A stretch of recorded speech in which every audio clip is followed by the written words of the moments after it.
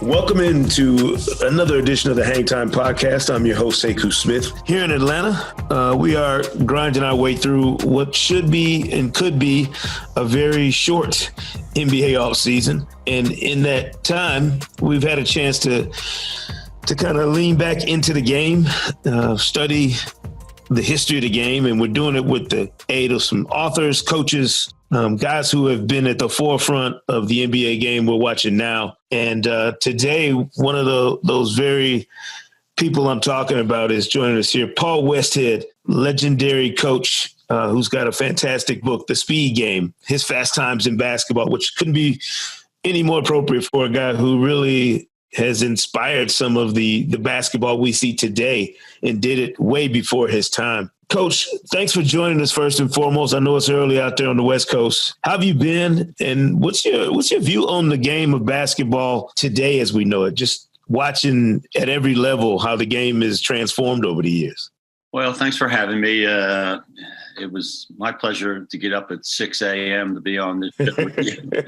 But anyway, the game has evolved since, my time in the 80s with, the Lakers and Magic and Kareem. There's obviously more outside shooting. The three-point shot has probably done more to the game than any other feature. I think the evolution of the game, it has become more and more a control game, more and more like take your time, don't make mistakes, get a good shot, play good defense. On the other hand, I was always get the ball, rush it down as quick as you can, shoot within 4 seconds, get a good shot, but one way or another, get a shot. That was the trick. Sometimes it was a layup and sometimes it was the 25-footer, but we just wanted the fast shot. Coach, you mentioned your time with the Lakers, with Magic, Kareem, all those great players. NBA championship, of course, in Magic's rookie season. The college game, of course, you coached, teams at Loyola Marymount, also at LaSalle. When did you look at the game and recognize that there was something to that idea of playing so fast and getting shots up as quickly as you did in an offensive set? Yeah, it's kind of interesting. I was simmering in the 70s, and I was coaching my brains out and playing 5-on-5, and I was in the Big Five with Raleigh Massimino and Chuck Daly and Don Casey, and these guys were good.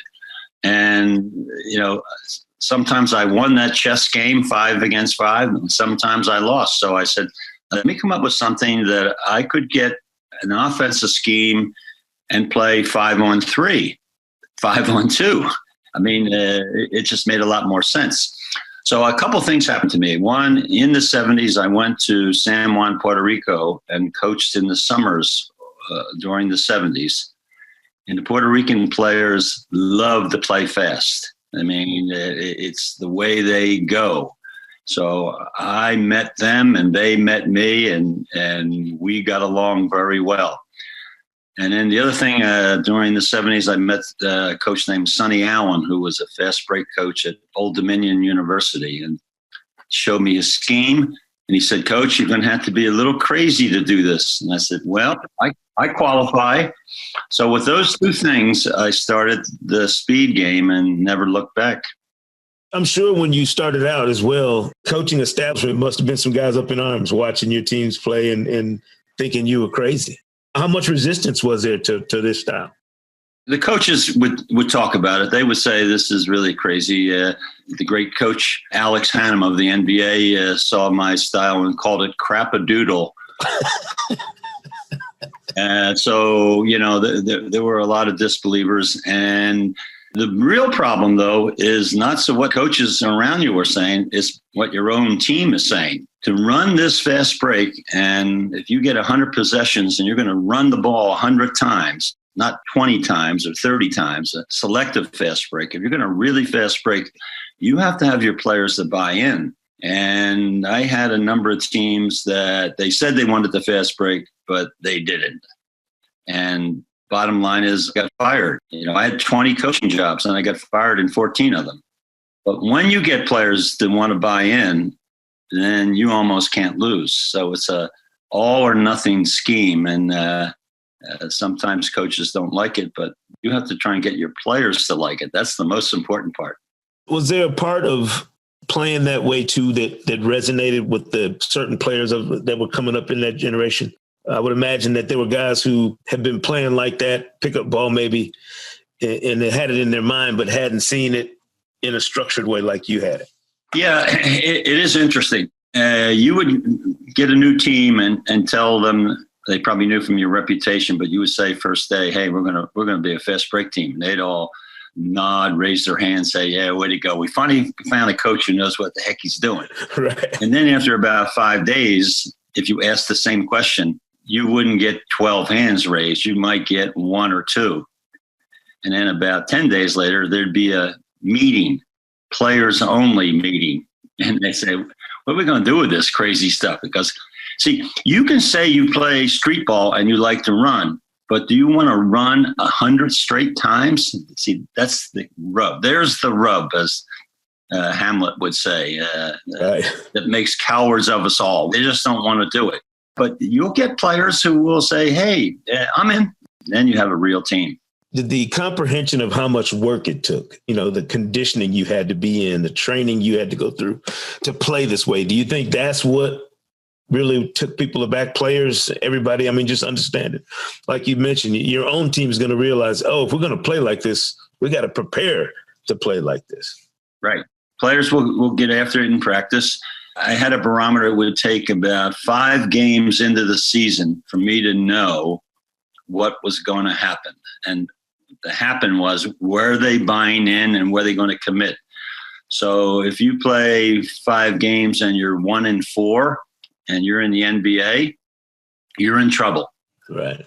Because they're going to bail. They're going to say, this doesn't work and it's hard. So why do I want to keep doing this? Let's slow down, play a little easier, and it can't be any worse. But if you're 5 games in and you're 4-1, then they're beginning to like it. They're beginning to see that the opposition is getting tired. They're beginning to see that they're getting easier shots. They like playing 5-on-2. And the only time that changed, I coached in the WNBA in the Phoenix Mercury with Diana Taurasi. And we were 5 games in and we were 1-4. And I went, oh man, here we go. And these women, they don't give up. And they said to me, Coach, we know we're 1-4, but we like what you're doing. We're not quite there yet, but hang in with us. They were encouraging me. So sure enough, by the end of the season, we were able to win a championship. You mentioned the 20 coaching jobs and just all the different places that you went in your career. Where did you feel like your vision, your idea for how you wanted to play the game and the team you had in this time and the setting, it was at its purest, watching the game, coaching it the way you wanted it to be done? The Lakers in 1980, I thought it was going to be easy to win. It took 28 years later to win one with the Phoenix Mercury in the WNBA. But the best team I ever had for my fast break system was Loyola Marymount, LMU. I mean, we had it cranked. We averaged 122 points a game. And people kind of marvel at that and say, oh, man, that's a lot. Well, the key word is averaged. Right. If you get a throwaway game and you get 104 points, you better do something about it if you're going to average 122. And they just bought in. They loved what they were doing. There was no problem. They wanted to play fast. They wanted to play hard. And, of course, I had some terrific players in Hank Gathers and Bo Kimball. So you always need very good players to run whatever system you have. Did you find some kindred spirits in those Philly kids in Hank Gathers and Bo Kimball that kind of connected to your roots in basketball? Yeah, I mean, I had there was a local parish priest who, Father Dave Hagan, who took care of the guys when they were in grade school. He was like their grade school coach. So when they were thinking of transferring from USC, he said, "You got to talk to Paul Westhead." So they came over and visited me and But they weren't so sure about the speed game then. I showed them 5 minutes of game tape during their visit, and we walked outside, and Bo said, "Coach, I'm from Philly. You're from Philly. Come on, don't do that stuff to us. Don't make stuff up." I said, no. I didn't edit anything. That was the real tape. And they said, "If that's the real tape, we're coming." I would imagine writing a book like this took you down memory lane and probably made you examine and relive some interesting moments throughout your career. Did you discover anything or rediscover anything maybe about those times going back and putting the speed game together? Just things that brought up some emotions or memories for you? Oh, yeah. I mean, many. It's hard to imagine. I went back and researched my own high school coaching days at Cheltenham High School outside of Philadelphia, and had a team that was 2-18 when I arrived, and we wound up 4 years later being in the state championship. We were 26-0, and these players just bought in, and although I really wasn't the fast break coach then, I was the hard defensive disciplined Philly guy then. And it was a fun time.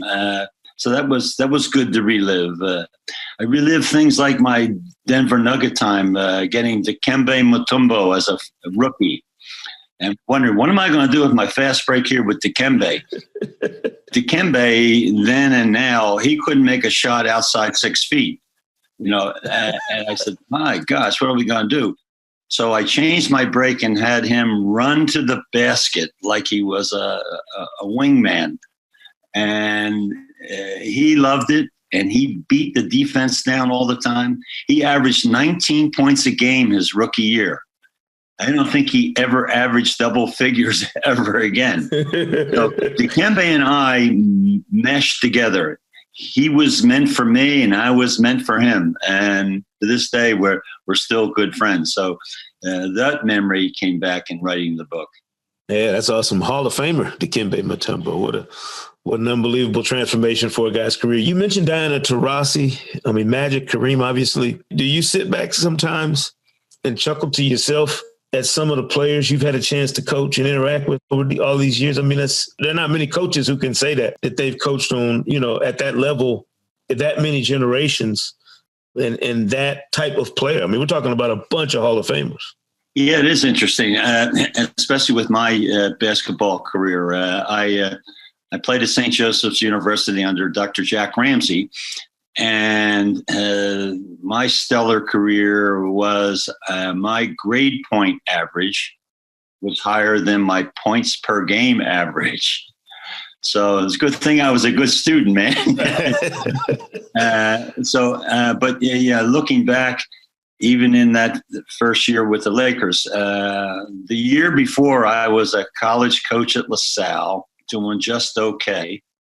And less than 12 months later, I'm at the Philadelphia Spectrum for Game 6, the championship game with Magic Johnson at center. Yeah. And the fans are out there saying, who is this guy? Didn't we see this Westhead last year at LaSalle not winning? And here we are about to win a championship. So, yeah, I marvel about coaching Magic and Kareem and Diana Taurasi, Dikembe Mutombo, Hank Gathers, and Bo Kimball. That makes your life.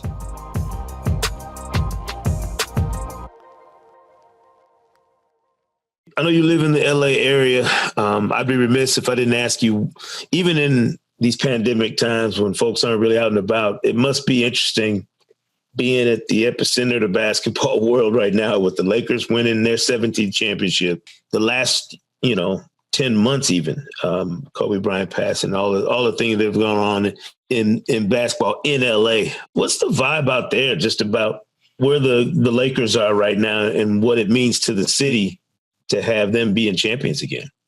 Yeah, it's kind of interesting that the LA fans almost feel like nothing has ever changed. It was easy to forget the last 10 years. We haven't done very much. So the championship was like, oh, well, yeah, it's great, but we do this all the time. I mean, it was a great feeling. And of course, the combo of LeBron and Anthony Davis reminded me of Kareem and Magic. You have to have two superstars if you're going to win. That doesn't mean you are going to win, but to put yourself in position. So, and Anthony Davis caught my attention because, he can run that wing. He can run like Dikembe. And so there were always 3 or 4 times in a game that Anthony Davis would get a fast break lob pass to him. He'd beat the defense down the court. That's fast break basketball. But to their credit, they did a lot of other things that I never even thought of. They had a very efficient, well-greased offense and defensive team. When you think about just the game of basketball, you mentioned that you always got to have, at least in the NBA, it's been kind of a staple. I can't think of more than a couple teams that have won without this formula of having kind of those two separators, two players be able to perform head and shoulders above the crowd to win a championship. You've had guys like that, obviously coached against guys like that. Is it odd to you that for a game that has evolved in so many different ways over the decades that played, that's always a component of a championship team in the league? I think it speaks of the game. There are so many good players out there that are very skilled and talented. And if you don't have something that separates your team and coaches, and we all get caught up in this, we think, well, then I'm the separator. Like my coaching ability is going to bring us to the top. No, it won't. I mean, your coaching ability will get you close sometimes, but it's the players. I had 50 years in coaching, men and women, high school, college, NBA, ABA. I coached 2 years in the pro league in Japan. So I know the world basketball. If I have one conclusion, it is you need players to win. When you get one or two great ones, you're in a slot that you can do it.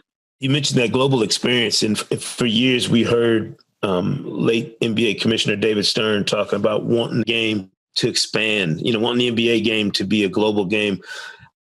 I've been struck by this notion that coaches have been doing that forever, going overseas, putting on coaching clinics long before the general public or the league even embraced the idea of a global game.